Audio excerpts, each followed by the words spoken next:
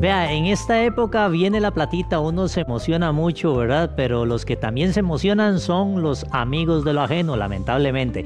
Ellos andan viendo a ver cómo le sacan a uno la plata, robos, hurtos. Hay que estar atentos con ese detalle. Para hablar precisamente de este tema, cómo proteger ese aguinaldo, nos acompaña el licenciado Andrés Álvarez. Buenos días, don Andrés. Buenos días, un placer a usted y a todos los televidentes que nos escuchan. Un gusto saludarlo, Andrés. ¿Cuáles son esas formas más usadas que están utilizando los delincuentes para precisamente tratar de sustraernos el aguinaldo? A ver, en esta época, como es más común que la gente utilice más efectivo, los hurtos, especialmente, ¿verdad?, que es una modalidad de delito en la cual hay un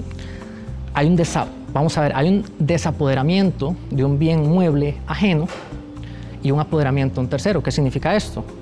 ¿Puedo hacer un ejemplo con el lapicero? Claro que sí. El lapicero es suyo en este momento. Ajá. Yo simplemente, sin fuerza y sin violencia, lo tomo. El famoso carterismo, por ejemplo.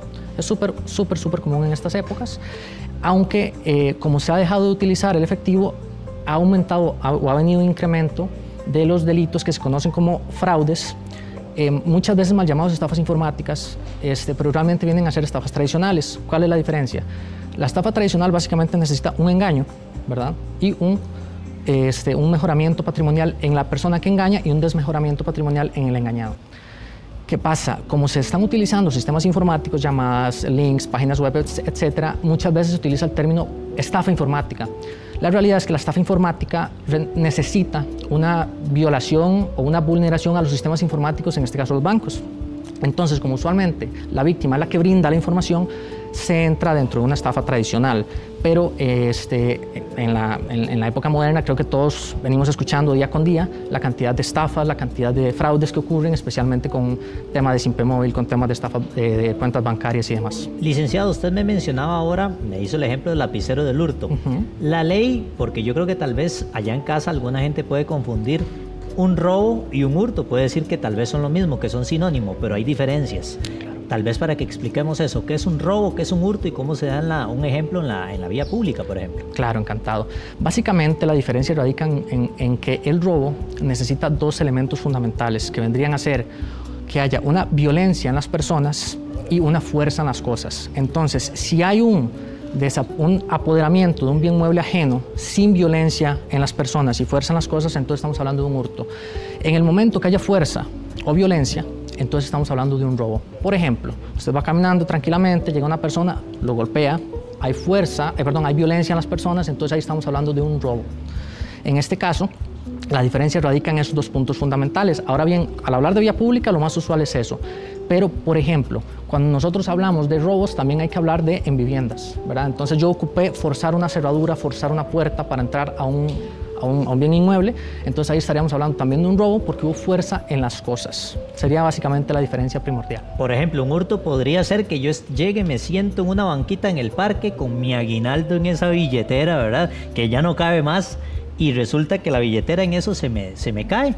Yo sigo hablando y llega una persona que está atenta, ve y lo coge, se lo lleva sin que yo me dé cuenta. Eso es un hurto. Sí, señor, eso sería un hurto. Pero ya si llega la persona con un revólver o un cuchillo, eso es robo, esa es la diferencia. Eso sería un robo agravado, porque nuestro Código Penal establece que hay dos tipos de robos, digamos, el robo simple y el robo agravado. Cuando el robo utiliza armas de fuego, armas punzocortantes o cualquier simulación de arma, entonces ahí estaríamos ante un robo agravado, que es un delito todavía mayor. ¿Y qué pasa si me roban los documentos? Muy buena pregunta, muy buena pregunta. Ahí los pasos a seguir, básicamente siempre la recomendación es hay que poner la denuncia. Pero antes de interponer la denuncia yo hago una pequeña salvedad y es, en el momento te robaron la billetera, ¿verdad? Usualmente tenemos las tarjetas de crédito, las tarjetas de débito, cédula y demás. Lo primero es llamar a las instituciones bancarias y solicitar que se dejen sin efecto las tarjetas que tenemos en nuestras billeteras. ¿Por qué? Porque ya nos quitaron la billetera, tenemos un desmejoramiento patrimonial, puede empeorarse aún más si no cancelamos de inmediato las tarjetas. Entonces lo importante, siempre lo más importante es de inmediato llamar a los bancos y cancelar esas tarjetas. Volvamos al ejemplo de la billetera. Yo estoy sentado en el parque, ¿verdad? Pero ahora estos parques tienen cámaras. ¿Cómo hago yo para solicitar esas imágenes para interponer la denuncia o usarlas como prueba? Excelente pregunta. Mira, es muy extraño que vos como persona física se te den, por lo menos cuando son cámaras municipales o instituciones públicas que se te den esas pruebas. Vos sí o sí necesitas interponer la denuncia y además que el fiscal a cargo solicite a la institución que tiene vigilada la zona, solicite esas grabaciones. ¿Por qué? Porque la persona encargada de las cámaras tiene que asegurarse que realmente hay una necesidad lícita detrás de solicitar esa información. Porque si cualquier persona llega y solicita, ¿cómo sé yo, como funcionario a cargo de esas grabaciones, que usted realmente me lo está pidiendo por un delito, ¿verdad? Entonces, lo correcto es interponer la denuncia y la fiscalía es quien tiene que solicitarle a estas instituciones las grabaciones. ¿Y qué información concreta debe contener esa denuncia para que trascienda? Muy importante. Primero, hay que entender dónde poner la denuncia.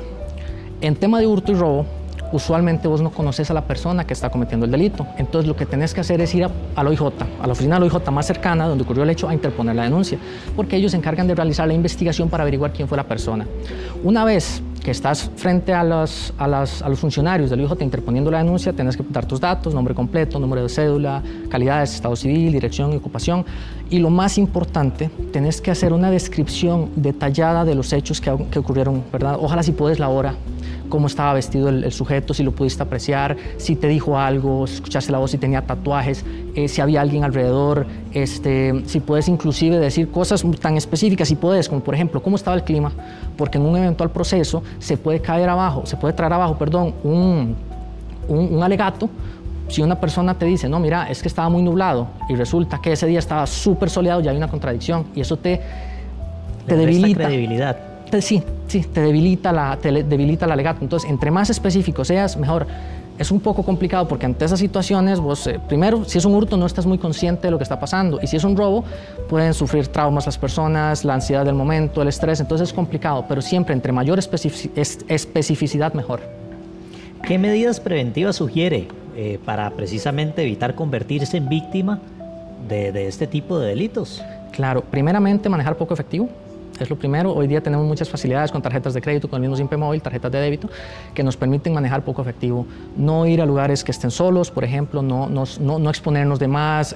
Si, por ejemplo, hacemos compras en internet, que hay páginas que son muy seguras hoy día, pero no sé, publicas en alguna red social que tenés interés de comprar algún bien y te contacta una persona, yo lo tengo. Bueno, asegurarte muy bien de que esa persona realmente tiene ese bien. Mira, podemos reunirnos para verlo en un lugar público, en un lugar, ojalá un centro comercial, frente a una estación de policía, donde puedas asegurarte que haya cámaras. También, por ejemplo, siempre insistir, vernos, porque ¿qué pasa si la persona a quien le estás comprando te da peros?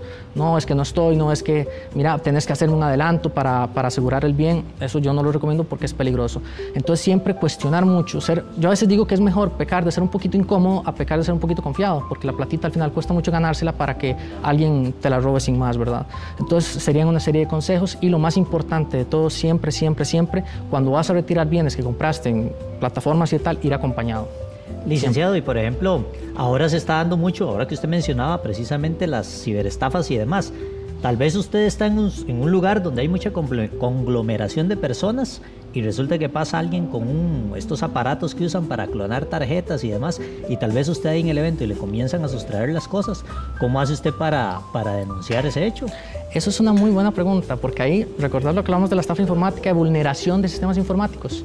Entonces lo que tenés que hacer ahí es precisamente eso, ir a interponer la denuncia, y en esos casos lo que la jurisprudencia ha señalado es que la institución bancaria, si se demuestra que hubo una vulneración de los sistemas de seguridad del banco y no que la víctima dio la información de manera voluntaria, entonces la jurisprudencia ha señalado que las instituciones bancarias deberían o deben ser responsables de retribuir el dinero. Pero siempre, ante cualquier situación de esa, lo más importante es poner la denuncia, porque si no se ponen las denuncias hay absoluta impunidad y estas cosas siguen sucediendo. Teníamos con nosotros al licenciado Andrés Álvarez. Muchas gracias, licenciado. Gracias a ustedes. Muchas gracias. Mari Cris.